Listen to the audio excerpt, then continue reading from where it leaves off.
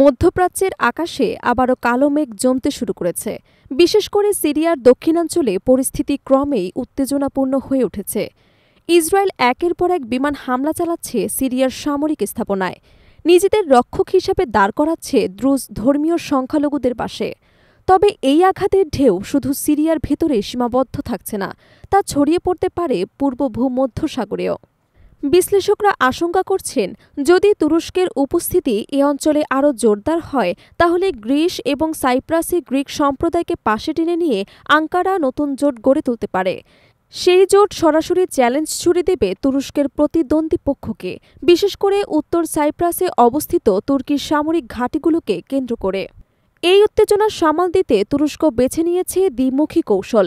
একদিকে সামরিক উপস্থিতি বজায় রেখে প্রতিপক্ষকে ভয় দেখানো, অন্যদিকে কূটনৈতিক আলোচনায় অংশ নিয়ে সংকট প্রশমনের চেষ্টা।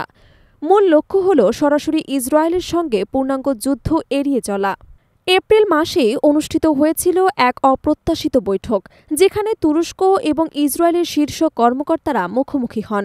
আলোচনার কেন্দ্রবিন্দু ছিল সিরিয়ায় ডি-এসকালেশন মেকানিজম, অর্থাৎ সংঘাত কমানোর উপায়। কারণ কিছুদিন আগেই ইসরায়েল সিরিয়ার এক বিমান ঘাঁটিতে হামলা চালিয়েছিল, যা নিয়ে দাবি ওঠে যে ঘাঁটিটি তুরস্ক ব্যবহার করতে চেয়েছিল।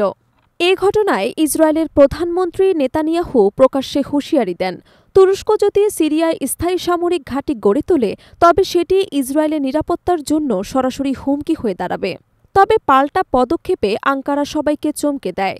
গত মাসে তুরস্ক সিরিয়া সরকারের সঙ্গে একটি চুক্তি স্বাক্ষর করেছে। সেই চুক্তি অনুযায়ী সিরিয়ার সেনাদের প্রশিক্ষণ এবং পরামর্শ দেবে তুর্কি বাহিনী। বিশ্লেষকদের মতে এটি ছিল এক স্পষ্ট বার্তা। তুরস্ক কেবল সীমিত সামরিক উপস্থিতি চায় না, বরং সিরিয়ার সামরিক কাঠামোতেও প্রভাব বিস্তার করতে আগ্রহী।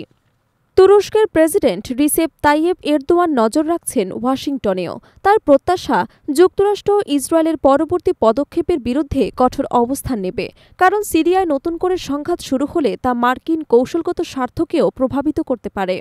কিন্তু ওয়াশিংটনের প্রতিক্রিয়া ছিল একেবারেই ভিন্নধর্মী। যখন নেতানিয়াহু মার্কিন প্রেসিডেন্ট ডোনাল্ড ট্রাম্পের কাছে সমর্থন চাইছিলেন, তখন ট্রাম্প উল্টো এরদোয়ানকে প্রশংসায় ভরিয়ে দেন। তিনি বলেন, এরদোয়ান সিরিয়া পরিস্থিতি নিয়ন্ত্রণে নিয়েছেন। এমনকি নেতানিয়াহুকে আহ্বান জানান তুরস্কের সঙ্গে সম্পর্কের বিষয়ে আরও যুক্তিসঙ্গত হতে। এই অদ্ভুত কূটনৈতিক মোড় গোটা অঞ্চলে নতুন জটিলতা তৈরি করেছে।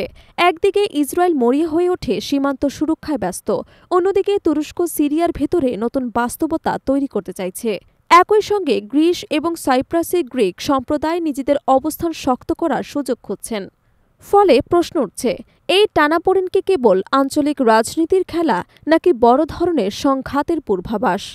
দিন শেষে ক্ষতিগ্রস্ত হচ্ছে সাধারণ মানুষ। সিরিয়ার সীমান্তে আবারও দিশেহারা তারা, মাথার ওপর উড়ছে যুদ্ধবিমান, দূরে শোনা যাচ্ছে বিস্ফোরণের শব্দ। আন্তর্জাতিক কূটনীতির দাবা খেলা অব্যাহত থাকলেও এর খেসারত দিতে হচ্ছে নিরীহ জনগণকেই।